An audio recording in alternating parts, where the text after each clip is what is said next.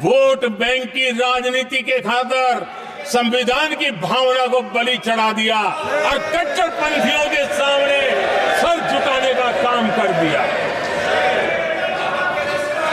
उन्होंने न्याय के लिए तड़प रही एक वृद्ध महिला को साथ देने के बजाय उन्होंने कट्टरपंथियों का साथ दिया। संसद में कानून बना करके सुप्रीम कोर्ट के निर्णय को फिर एक बार पलट दिया गया। आदरणीय सभापति जी, बात वहां से नहीं अटकी है। नेहरू जी ने शुरू किया, इंदिरा जी ने आगे बढ़ाया और राजीव जी ने भी उसको ताकत दी, खाद पानी देने का काम किया। क्यों? संविधान के साथ खिलवाड़ करने का लहू उनके मुंह लग गया था। आदरणीय सभापति जी, अगली पीढ़ी भी इसी खिलवाड़ में जुड़ी पड़ी है। एक किताब को मैं कोट कर रहा हूं। उस किताब में जो लिखा गया है और उसमें प्रधानमंत्री उस समय के मेरे पहले जो प्रधानमंत्री थे उनको कोट किया है। उन्होंने कहा है, मुझे यह स्वीकार करना होगा कि पार्टी अध्यक्ष सत्ता का केंद्र है।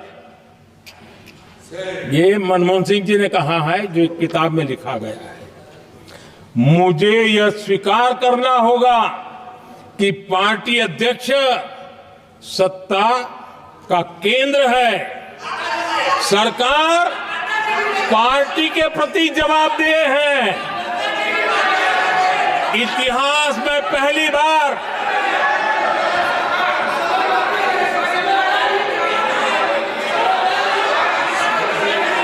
आदरणीय सभापति जी, नहीं, आप सदन इतिहास में पहली बार नो, ये तरीका बिल्कुल ठीक नहीं है।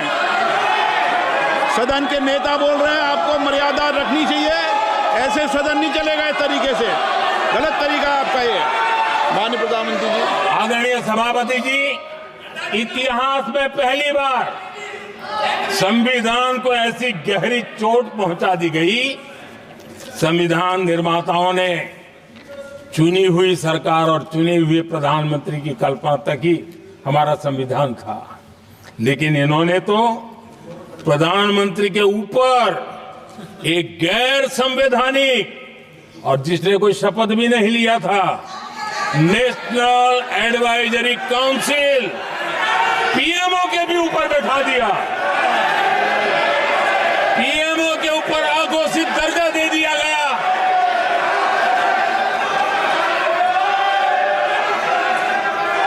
आदरणीय सभापति जी, इतना ही नहीं, और एक पीढ़ी आगे चले और उस पीढ़ी ने क्या किया? भारत के संविधान के तहत देश की जनता जनार्दन सरकार चुनती है और वो सरकार का मुखिया कैबिनेट बनाता है। ये संविधान के तहत है। इस कैबिनेट ने जो निर्णय किया, संविधान का अपमान करने वाले अहंकार से भरे लोगों ने पत्रकारों के सामने कैबिनेट के निर्णय को फाड़ दिया। संविधान को हर मौके पर संविधान के साथ खिलवाड़ करना, संविधान को न मानना, ये जिनकी आदत हो गई थी। और दुर्भाग्य देखिए, एक अहंकारी व्यक्ति कैबिनेट के निर्णय को फाड़ दे और कैबिनेट अपना फैसला बदल दे। ये कौन सी व्यवस्था है? आदरणीय सभापति जी,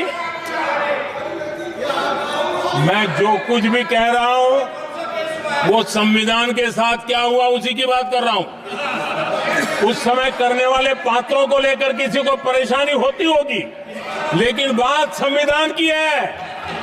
मेरे मन के और मेरे विचारों को मैं अभिव्यक्त नहीं कर रहा हूं।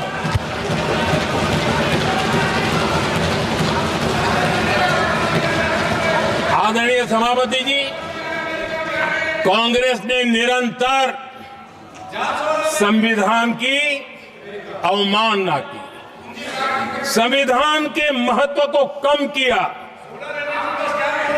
कांग्रेस इसके अनेक उदाहरणों से भरा पड़ा हुआ है। संविधान के साथ धोखेबाजी कैसे करते थे, संवैधानिक संस्थाओं को कैसे नहीं मानते थे, इस देश में बहुत कम लोगों को मालूम होगा। 370 की तो पता है सबको, 35A का पता बहुत कम है। संसद में आए बिना, जबकि संसद में आना पड़ता, संसद को ही अस्वीकार कर दिया गया। भारत के संविधान का अगर कोई पहला पुत्र है तो ये संसद है, उसको भी उन्होंने गला घोटने का काम किया। 35A जो संसद में लाए बिना उन्होंने देश पर थोप दिया, और अगर 35A न होता तो जम्मू कश्मीर में जो हालत पैदा हुई वो हालत पैदा न हुई होती। राष्ट्रपति के आदेश पर यह काम किया गया और देश की संसद को अंधेरे में रखा गया। आदरणीय सभापति, ये संसद का अधिकार था, कोई अपनी मनमानी से नहीं कर सकता था, लेकिन और उनके पास बहुमत था, कर सकते थे, लेकिन वो नहीं किया क्योंकि पेट में पाप था, देश की जनता से छुपाना चाहते थे। आदरणीय सभापति जी, इतना ही नहीं, बाबा साहब आंबेडकर जिनके प्रति आज सम्मान का भाव सब कोई अनुभव कर रहा है, और हम लोगों के लिए तो बहुत विशेष है, क्योंकि हम लोगों के लिए तो जीवन में बहुत बड़ी जो कुछ भी रास्ते मिले ना वहीं से मिले हैं। आदरणीय सभापति जी, बाबा साहब आंबेडकर, इनके प्रति भी इनके मन में कितनी कटुता भरी थी, कितना द्वेष भरा था, मैं आज उसके डिटेल में जाना नहीं चाहता हूं। लेकिन जब अटल जी की सरकार थी तब बाबा साहब आंबेडकर, उनका जो महापरिनिर्वाण भूमि है, वहां पर अलीपुर रोड पर अटल जी की सरकार में बाबा साहब आंबेडकर जी के स्मृति में एक स्मारक बनाना तय हुआ। अटल जी के समय ये नहीं हुआ। दुर्भाग्य देखिए, 10 वर्ष यूपीए की सरकार रही, उसने इस काम को नहीं किया, न होने दिया। बाबा साहब आंबेडकर का जब हमारी सरकार आई, बाबा साहब आंबेडकर के प्रति हमारा श्रद्धा होने के कारण हमने अलीपुर रोड पर बाबा साहब मेमोरियल बनाया और उसका काम किया। आदरणीय सभापति जी, दिल्ली में जब बाबा साहब आंबेडकर के 1992 में, उस समय चंद्रशेखर जी कुछ समय थे, तब एक निर्णय किया गया था, आंबेडकर इंटरनेशनल सेंटर यही जनपद के पास 40 साल तक वो कागज पे ही पड़ा रहा, नहीं किया गया। और तब जाकर के 2015 में हमारी सरकार आई और हमने आकर के इस काम को पूरा किया। बाबा साहब को भारत रत्न देने का काम भी जब कांग्रेस सत्ता से बाहर गई तब संभव हुआ। इतना ही नहीं, आदरणीय सभापति जी, बाबा साहब आंबेडकर के 125 साल तो हमने पूरी दुनिया में बनाए थे, विश्व के 120 देशों में बनाने का काम किया था। लेकिन जब बाबा साहब आंबेडकर की शताब्दी थी, तब अकेली बीजेपी की सरकार थी मध्य प्रदेश में, सुंदरलाल जी पटवा हमारे मुख्यमंत्री जी थे। और महू में जहां बाबा साहब आम्बेडकर जी का जन्म हुआ था, उसको एक स्मारक के रूप में पुनर्निर्माण करने का काम सुंदरलाल पटवा जी जब मुख्यमंत्री थे तब मध्य प्रदेश में हुआ था। शताब्दी के समय भी उनके साथ यही किया गया था। आदरणीय सभापति जी,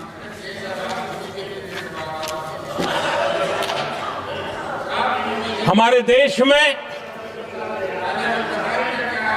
बाबा साहब आम्बेडकर एक दीर्घदृष्टा थे। समाज के दबे कुचले लोगों को मुख्य धारा में लाने के लिए वो प्रतिबद्ध थे और एक लंबे सोच के साथ भारत को अगर विकसित होना है तो भारत का कोई अंग दुर्बल नहीं रहना चाहिए, ये चिंता बाबा साहब को सताती थी। और तब जाकर के हमारे देश में आरक्षण की व्यवस्था बनी। लेकिन वोट बैंक की राजनीति में छुपे हुए लोगों ने, डूबे हुए लोगों ने धर्म के आधार पर, तुष्टीकरण के नाम पर आरक्षण के अंदर कुछ न कुछ नुक्सेदनी करने का प्रयास किया।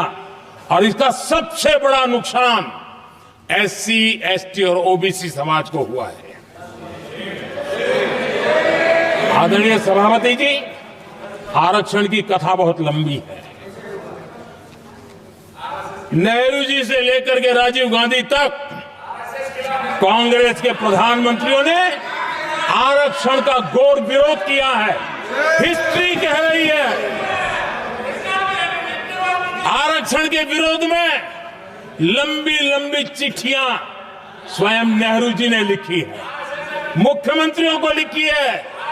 इतना ही नहीं, सदन में आरक्षण के खिलाफ लंबे लंबे भाषण इन लोगों ने किए हैं।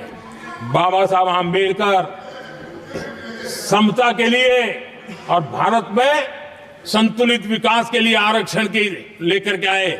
उन्होंने उसके खिलाफ भी झंडा ऊंचा किया हुआ था। दशकों तक मंडल कमीशन के रिपोर्ट को डिब्बे में डाल दिया था। जब कांग्रेस को देश ने हटाया, जब कांग्रेस गई, तब जाकर के ओबीसी को आरक्षण मिला। तब तक ओबीसी को आरक्षण नहीं मिला। ये कांग्रेस का पाप है। अगर उस समय मिला होता तो आज देश के अनेक पदों पर ओबीसी समाज के लोग भी देश की सेवा करते, लेकिन नहीं करने दिया, नहीं होने दिया। ये पाप इन्होंने किया था। आदरणीय सभापति जी, जब हमारे यहां संविधान का निर्माण चल रहा था, तब संविधान निर्माताओं ने धर्म के आधार पर आरक्षण होना चाहिए कि नहीं होना चाहिए, इस विषय पर घंटों तक, दिनों तक गहन चर्चा की है, विचार विमर्श किया है और सबका मत बना है कि भारत जैसे देश की एकता और अखंडता के लिए धर्म के, संप्रदाय के आधार पर आरक्षण नहीं हो सकता है। सुविचारित मत था, ऐसा नहीं कि भूल गए थे, रह गया था।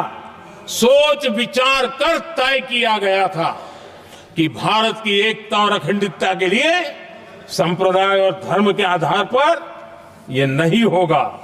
लेकिन कांग्रेस ने सत्ता सुख के लिए, सत्ता भूख के लिए, अपनी वोट बैंक को खुश करने के लिए धर्म के आधार पर आरक्षण का नया खेल खेला है, जो संविधान की भावना के खिलाफ है। इतना ही नहीं, दे भी दिया कुछ जगह पे और सुप्रीम कोर्ट से झटके लग रहे हैं। और इसलिए अब दूसरे बहाने से बहाने बता रहे हैं, ये करेंगे, वो करेंगे। मन में साफ है, धर्म के आधार पर आरक्षण देना चाहते हैं, इसलिए खेल खेले जा रहे हैं। संविधान निर्माताओं के भावनाओं पर गहरी चोट करने का यह निर्लज्ज प्रयास है। आदरणीय सभापति जी, आदरणीय सभापति जी,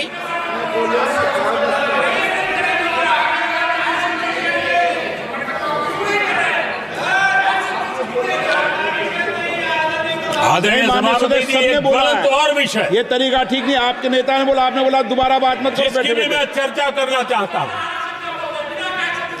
और वो ज्वलंत विषय समान नागरिक संहिता, यूनिफॉर्म सिविल कोड। ये विषय भी संविधान सभा के ध्यान बाहर नहीं था। संविधान सभा ने यूनिफॉर्म सिविल कोड को लेकर के लंबी चर्चा की, गहन चर्चा की, और उन्होंने बहस के बाद निर्णय किया कि अच्छा होगा कि जो भी सरकार चुन करके आए वो उसका निर्णय करे और देश में यूनिफॉर्म सिविल कोड लागू करे। ये संविधान सभा का आदेश था। और बाबा साहब आंबेडकर ने कहा था, जो लोग संविधान को समझते नहीं है, देश को समझते नहीं है, सत्ता भूख सेवा कुछ पढ़ा नहीं है, उनको पता नहीं है बाबा साहब ने क्या कहा था। बाबा साहब ने कहा था, धार्मिक आधार पर बने। ये मैं बाबा साहब की बात कर रहा हूं, इतना वीडियो कट करके घुमाना मत। आदरणीय सभापति जी, बाबा साहब ने कहा था, धार्मिक आधार पर बने पर्सनल लॉ को खत्म करने की बाबा साहब ने जोरदार वकालत की थी। उस समय के सदस्य के.एम. मुंशी जी ने कहा था, समान नागरिक संहिता को राष्ट्र की एकता और आधुनिकता के लिए अनिवार्य बताया था। कमा मुंशी जी ने।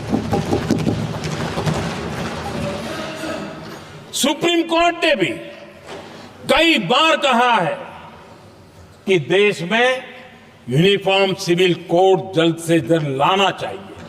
सरकारों को आदेश दिए हैं सुप्रीम कोर्ट ने, और उसी संविधान की भावना को ध्यान में रखते हुए, संविधान निर्माताओं की भावनाओं को ध्यान में रखते हुए हम पूरी ताकत से लगे हुए हैं सेक्युलर सिविल कोड के। और आज कांग्रेस के लोग संविधान निर्माताओं की भावना का भी, सुप्रीम कोर्ट की भावना का भी अनादर कर रहे हैं, क्योंकि उनकी राजनीति को सूट नहीं करता है। उनके लिए संविधान वो पवित्र ग्रंथ नहीं है, उनके लिए एक हथियार है राजनीति का। खेल खेलने का हथियार बना दिया। लोगों को डराने के लिए संविधान को हथियार बनाया जाता है। आदरणीय सभापति जी, और ये कांग्रेस पार्टी, उनको तो संविधान शब्द भी उनके मुंह में शोभा नहीं देता है। इसलिए जो अपनी पार्टी के संविधान को नहीं मानते हैं, जिन्होंने अपनी पार्टी के संविधान को कभी स्वीकार नहीं किया है, क्योंकि संविधान को स्वीकार करने के लिए एक लोकतांत्रिक स्पिरिट लगता है जो जिनकी रगों में नहीं है। सत्तावाद और परिवारवाद भरा पड़ा है। अब आप देखिए जो कैसी शुरुआती कितनी गड़बड़ हुई है। मैं कांग्रेस की बात कर रहा हूं। 12 कांग्रेस की प्रदेश की कमेटियों ने, 12 प्रदेश कमेटियों ने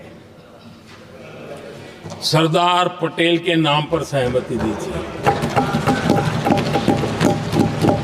नेहरू जी के साथ एक भी कमेटी नहीं थी, नॉट अ सिंगल।